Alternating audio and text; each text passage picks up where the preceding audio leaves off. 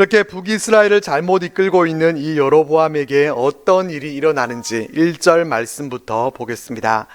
보라, 그때 하나님의 사람이 여호와의 말씀으로 말미암아 유다에서부터 베델에 이르니 마침 여로보암이 제단 곁에 서서 분향하는지라. 이 1절에는 하나님의 사람 그리고 여호와의 말씀이라는 단어부터 등장합니다. 하나님의 사람이 등장하는데 이 사람이 누구인지에 대해서는 전혀 알려주고 있지 않습니다. 그러니까 그 사람이 누구였는지 거기에 대해서는 신경 쓰지 말고 중요한 것은 하나님의 말씀이라는 것입니다. 하나님의 말씀이 어느 하나님의 사람에게 임해서 그는 유다에서 베델로 가게 됩니다. 하나님의 사람이 남유다 쪽에서 북이스라엘 쪽으로 갔다는 것은 무엇을 보여주는 것이겠습니까? 북이스라엘에는 하나님의 말씀을 바르게 전해줄 수 있는 그런 선지자조차도 제대로 없었다는 것입니다. 선지자가 없지는 않았겠지만은 그들은 회개와 또 하나님의 심판의 메시지를 바르게 전하는 그러한 올바른 선지자들이 아니라 평안하니까 걱정하지 말아라 이렇게 전하는 그러한 거짓 선지자들로 가득했습니다. 그러니까 하나님은 유다에서부터 베델로 하나님의 선지자를 보내실 수밖에 없으셨습니다. 하나님의 사람이 베델에 갔더니 마침 여로보암은 제단 곁에서 분향하고 있었습니다. 지난주에 살펴본 것처럼 여로보암은 하나님께서 정하신 절기의 날짜도 자기 마음대로 바꿔버리고 또 금송아지 우상을 베델과 단에 만들었습니다. 여로보암은 제단에서 하나님께 제사를 그가 드렸던 것이 아니라 금송아지에게 분향을 하고 있었습니다. 그 모습을 보고서 하나님의 사람은 제단을 향해서 하나님의 말씀을 외칩니다. 제단아 제단아, 여호와께서 이와 같이 말씀하시기를 다윗의 집에 요시야라 이름하는 아들을 낳으리니 그가 내 위에 분향하는 산당 제사장을 내 위에서 제물로 바칠 것이요 또 사람의 뼈를 내 위에서 사르리라 하셨느니라 하고, 그날에 그가 징조를 들어 이르되 이는 여호와께서 말씀하신 징조라. 제단이 갈라지며 그 위에 있는 재가 쏟아지리라. 하나님의 사람은 여로보암 왕은 들으시오 이렇게 말하지 않고 제단을 2번 부르면서 제단을 향해서 말하는 것처럼 말합니다. 그러면 우리는 왜 여로보암을 부르지 않고 제단을 불렀을까라는 이런 의문을 자연스럽게 가지게 됩니다. 추측해 보기는 하나님이 여로보암이 아니라 제단을 향해서 외쳐라 그렇게 처음부터 말씀하셨기 때문에 그 말씀에 순종해서 그와 같이 말했을 수도 있을 것입니다. 또 하나님의 사람이 여로보암의 그 이름도 부르고 싶지 않고 또 그를 왕이라고 부르고 싶지도 않아서 그렇게 말했을 수도 있을 것입니다. 또한 여로보암 한 사람에게만 아니라 그 제단에서 우상 숭배를 하는 모든 사람들에게 다 통용되는 그러한 경고로 그와 같이 말했을 수도 있을 것입니다.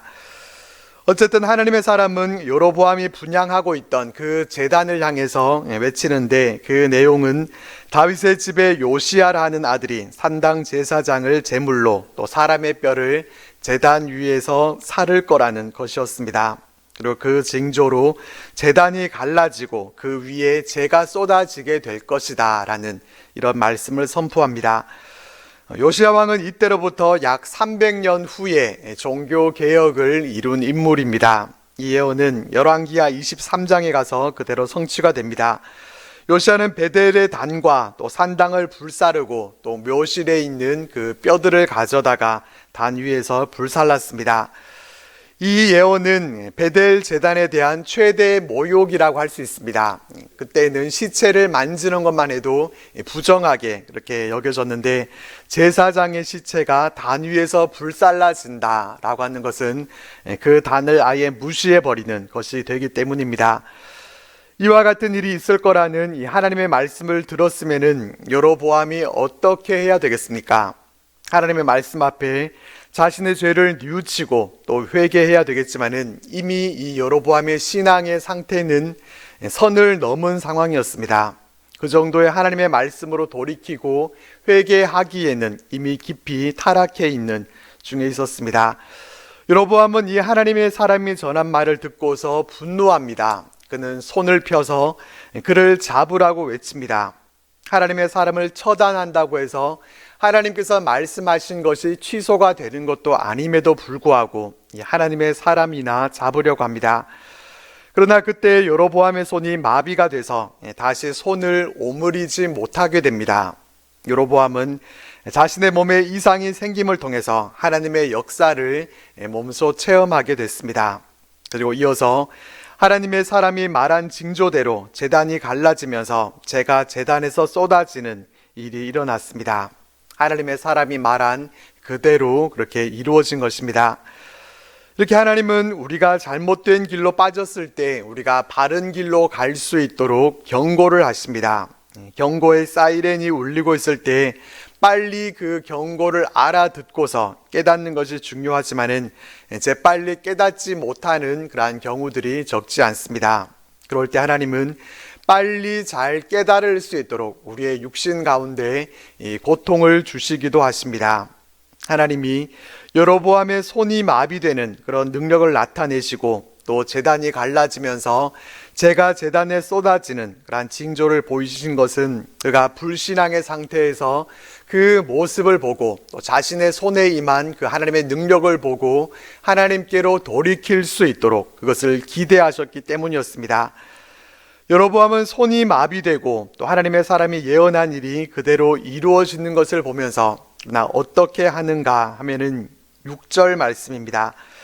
왕이 하나님의 사람에게 말하 이르되 청하건대 너는 나를 위하여 내 하나님 여호와께 은혜를 구하여 내 손이 다시 성하게 기도하라. 하나님의 사람이 여호와께 은혜를 구하니 왕의 손이 다시 성하도록 전과 같이 되니라. 여로보암이 하나님의 사람에게 부탁을 합니다. 이 부탁하는 말을 보면은 여로보암이 어떤 사람인가 하는 것을 알게 됩니다. 여로보암은 나를 위해 내 하나님 여호와께 은혜를 구해달라 이렇게 말합니다. 하나님은 자신과는 이제 상관이 없는 분이십니다. 우리 하나님도 아니시고 내 하나님입니다.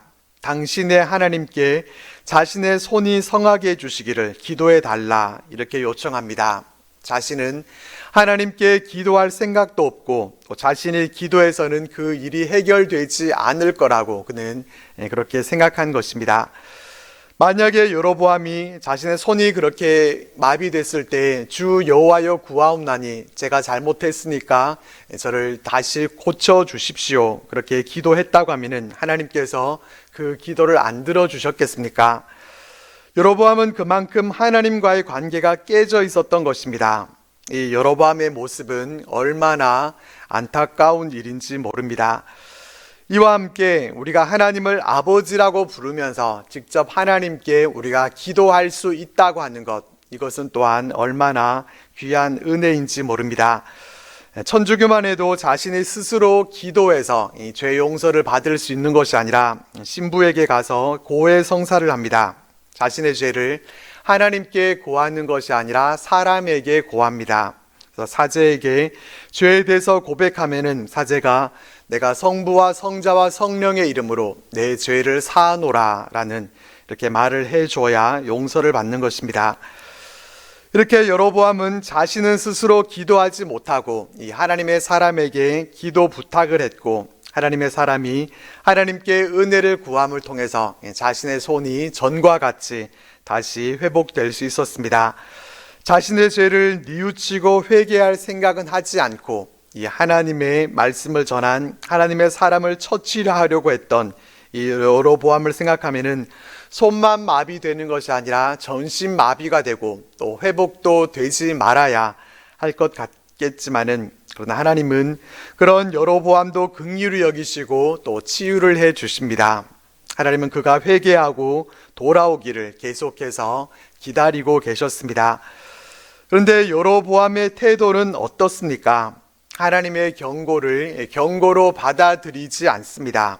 7절 말씀 보면은 그는 하나님의 사람에게 나와 함께 집에 가서 쉬라 내가 내게 예물을 주리라 라고 합니다. 무슨 말입니까? 하나님의 사람을 돈으로 회유하려고 한 것입니다. 하나님의 저주를 예물을 드림을 통해서 그것을 축복으로 바꾸려고 했습니다. 하지만 하나님의 사람은 어떻게 반응하는지 8절과 9절 말씀을 우리 같이 읽어보겠습니다. 시작. 하나님의 사람이 왕께 대답하되 왕께서 왕의 집 절반을 내게 준다 할지라도 나는 왕과 함께 들어가지도 아니하고 이곳에서는 떡도 먹지 아니하고 내게 명령하여 이르시기를 떡도 먹지 말며 물도 마시지 말고 왔던 길로 되돌아가지 말라 하셨음이니이다 하고, 하나님의 사람은 왕의 집 절반을 준다고 해도 왕과 함께 들어가지도 않고 떡도 물도 먹거나 마시지 않을 거라고 하면서 여로보암의 제안을 단호하게 거절해 버립니다. 왜냐하면 하나님께서 그에게 떡도 먹지 말고 물도 마시지 말고 왔던 길로 되돌아가지 말아라 그렇게 말씀하셨기 때문이었습니다. 그는 오직 하나님의 말씀에만 순종하는 이러한 모습을 보여줍니다. 이 여로보암과는 전혀 다른 모습입니다. 하나님의 사람이라는 소리를 들으려면은 이 정도는 돼야 됩니다. 하나님의 하신 말씀에 대해서 그대로 순종하는 모습, 이것이 하나님의 사람이 보여줘야 할 모습입니다. 그리고 이렇게 하나님의 말씀으로 잘 무장이 되어 있어야 유혹에도 넘어가지 않을 수 있습니다. 하나님의 말씀으로 잘 무장해야 하는 이유는 그래야 사탄의 유혹을 우리가 단호하게 거절하고 또 차단할 수 있기 때문입니다. 사탄의 유혹은 우리가 좋아하는 것을 공략해서 우리에게 아주 달콤하게 그렇게 다가옵니다. 그 달콤한 유혹을 과감하게 끊어내지 못하게 되면은 그 덫에 걸려서 넘어지게 되는 그러한 일들이 생겨나게 됩니다. 그렇기 때문에 이 사탄의 유혹에 넘어가지 않도록 우리는 하나님의 말씀으로 잘 무장해야 합니다. 이렇게 하나님의 사람은 하나님의 말씀대로 여로보암의 제안을 거절하고 자신이 왔던 길이 아니라 다른 길로 되돌아가게 됩니다. 11절 이하에서는 베델의 한 늙은 선지자가 등장을 합니다. 11절 말씀입니다. 베델의 한 늙은 선지자가 살더니 그의 아들들이 와서 이날에 하나님의 사람이 베델에서 행한 모든 일을 그에게 말하고 또 그가 왕에게 드린 말씀도 그들이 그들의 아버지에게 말한지라. 이 늙은 선지자에게는 아들들이 있었는데 그날 유다에서 온 이 하나님의 사람이 베델에서 와서 있었던 그 일에 대해서 아버지에게 다 말해줍니다. 그러니까 이 아들들은 여로보암이 제단에서 분향할 때 아마도 그곳 가까운 데 있었던 것 같습니다. 이 늙은 선지자와 그의 아들들은 여로보암에게 동조하는 인물들로 그렇게 봐야 할 것입니다. 역대기서를 보면은 여로보암이 레위인들을 제사장 직분에서 해임하고 또 여러 산당에다가 순념소 우상과 또 자기가 만든 금송아지 우상을 두고서 레위인이 아닌 그런 제사장을 세우게 되니까 경건한 신앙을 가진 제사장들 또 레위인들이 예루살렘으로 피난해 버리게 되는, 예루살렘으로 이주하는 그런 일이 있었습니다. 그러니까 북이스라엘에 그대로 남아있는 사람들은 이와 같이 제사장과 선지자들은 다 여로보암의 정책에 찬성한 사람들이었다 이렇게 볼 수 있습니다.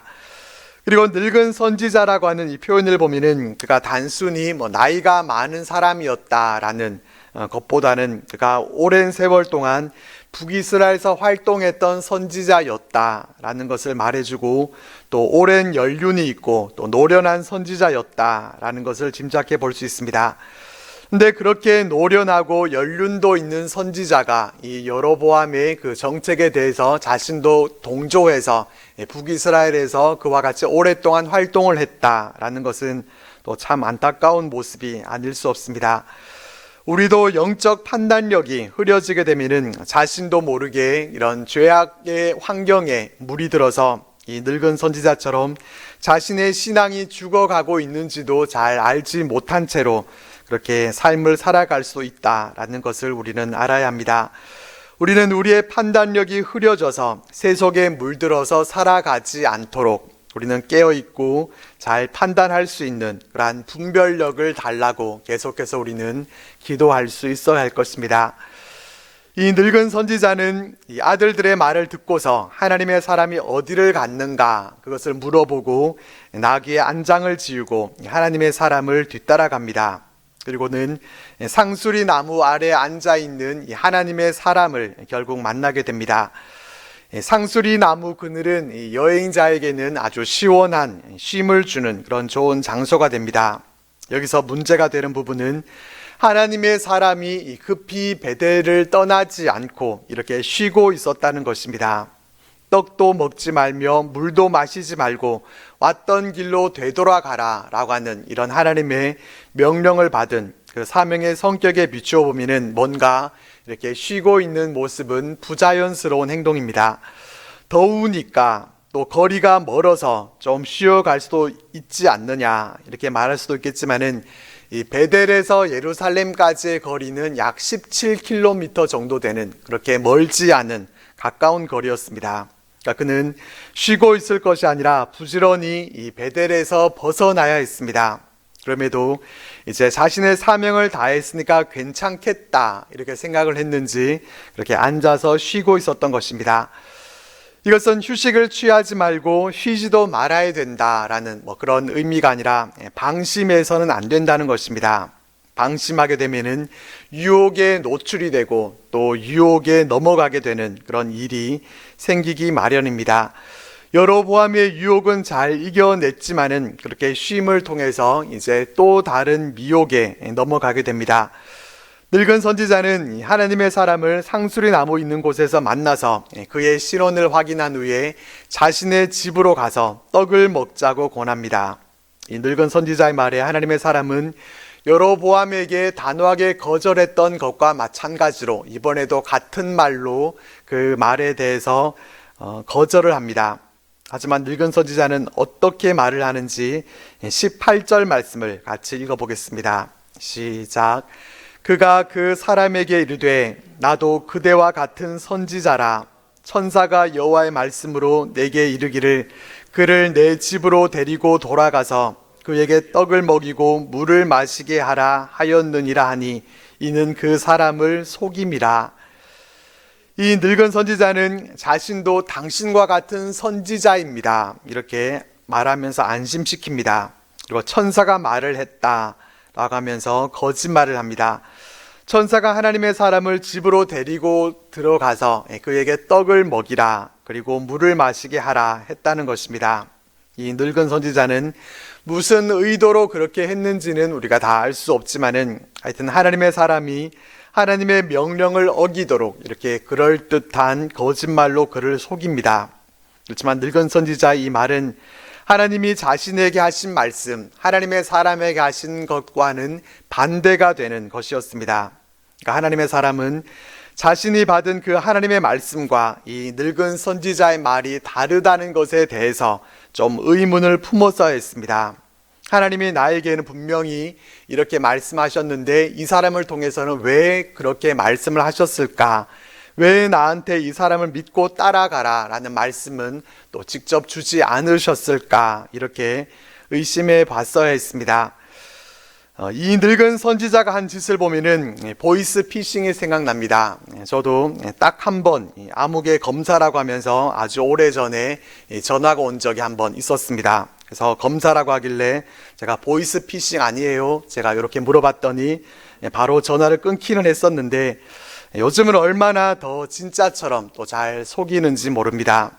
보이스 피싱에 누가 당했다는 그런 소식을 듣게 되면 어떻습니까? 안타까운 마음이 들기보다는 어떻게 저렇게 속아 넘어갈 수 있을까 이런 생각을 하게 됩니다.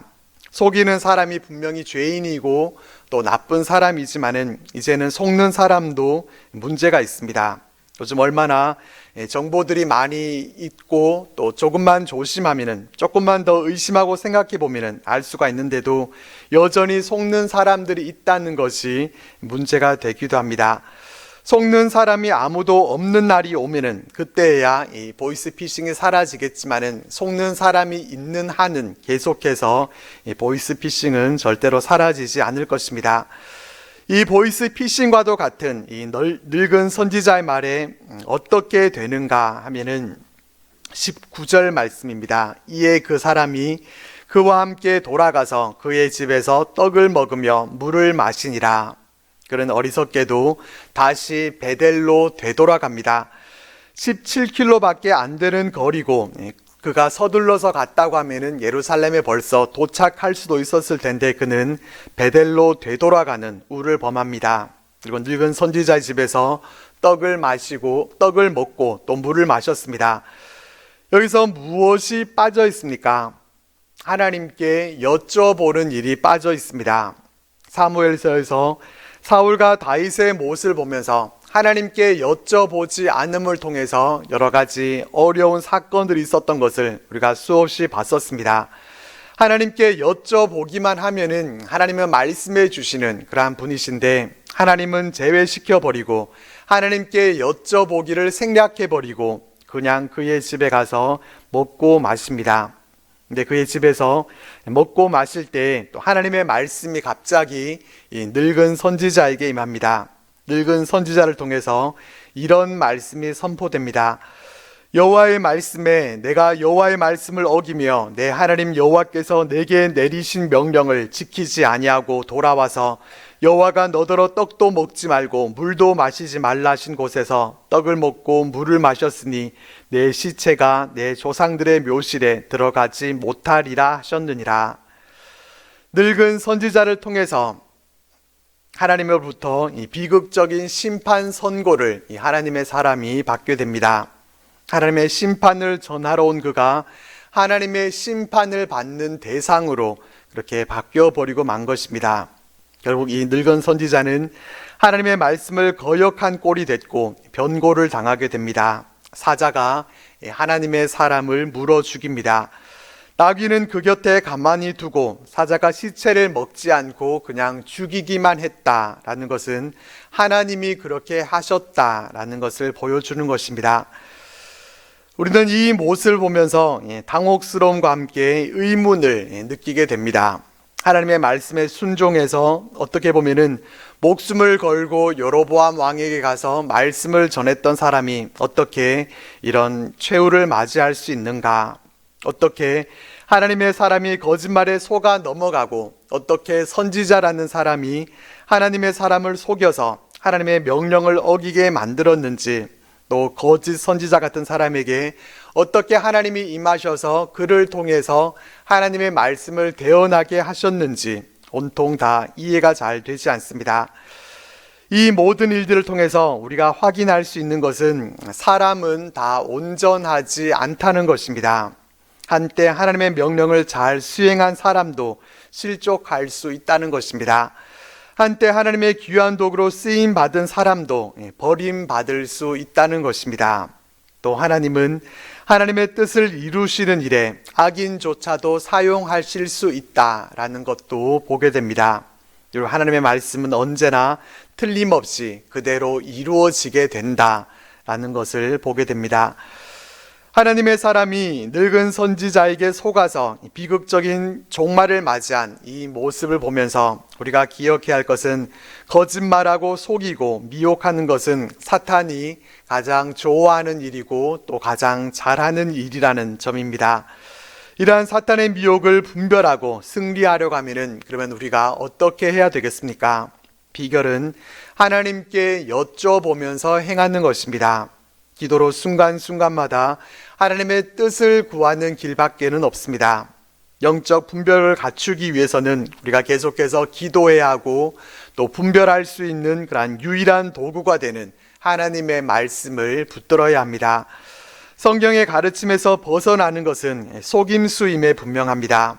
그렇기 때문에 하나님의 말씀을 모든 판단의 절대 기준으로 삼고 우리를 미혹하려고 하는 사탄의 계략을 잘 분별해서 우리는 이것을 이겨내야 합니다. 25절 이하에서는 하나님의 사람이 죽고 난 이후의 일에 대해서 계속해서 말씀해 줍니다.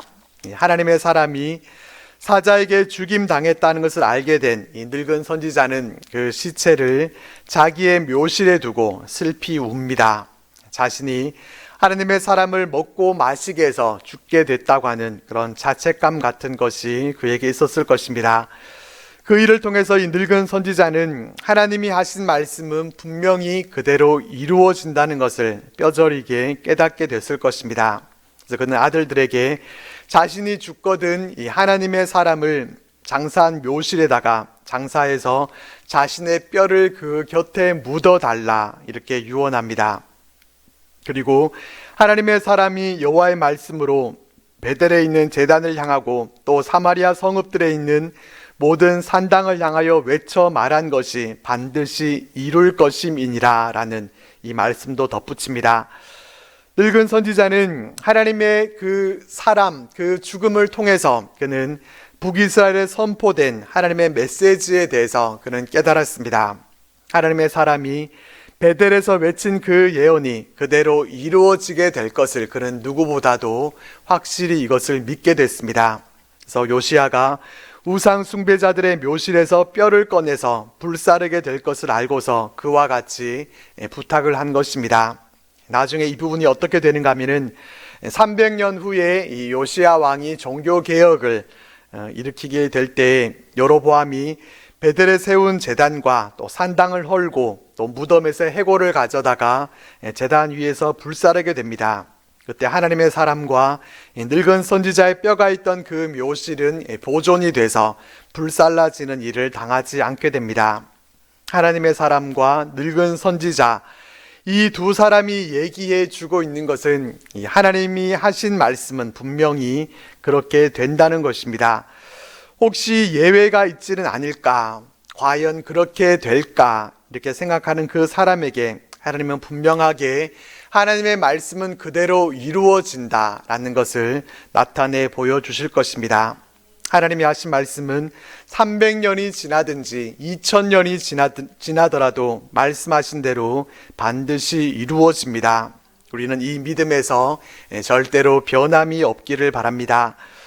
마지막 33절과 34절에서는 여로보암에 대해서 다시 언급합니다. 여로보암은 하나님의 사람에게서 직접 예언의 말씀을 들었었고 또 그에게 어떤 일이 일어났었는가 하는 것까지도 다 들었을 것입니다. 하지만 그 일 이후에도 그는 악한 길에서 떠나 돌이키지 않고 다시 일반 백성들 중에서 누구든지 자원하는 사람이 있으면은 뇌물을 받고 그 사람을 산당의 제사장으로 삼았습니다. 그래서 이 일이 여로보암의 집에 죄가 되어 그 집이 땅 위에서 끊어져 멸망하게 되었다라는 말씀으로 본문이 마무리됩니다. 이사야 선지자는 풀은 마르고 꽃은 시드나 우리 하나님의 말씀은 영원히 서리라고 했습니다. 주님도 마태복음에서 천지는 없어질지언정 내 말은 없어지지 아니하리라 라고 말씀하셨습니다. 세상은 없어져도 하나님의 말씀은 없어지지 않습니다. 하나님의 말씀은 말씀하신 대로 반드시 그대로 이루어집니다. 오늘 말씀을 통해서 우리는 하나님의 말씀은 분명히 그대로 이루어진다는 것을 우리가 믿고 오직 하나님의 말씀을 더욱 굳세게 붙들고 말씀 위에서 흔들림 없는 삶을 살아가는 우리들 모두가 되시기를 바랍니다.